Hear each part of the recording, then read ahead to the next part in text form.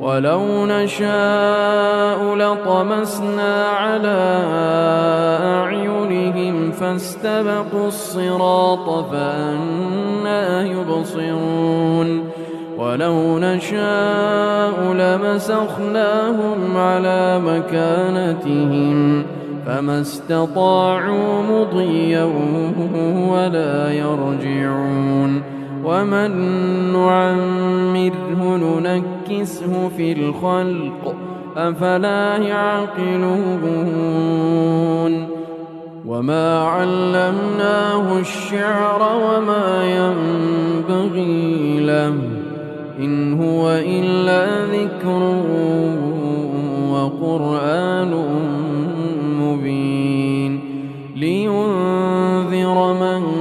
كان حيا ويحق القول على الكافرين.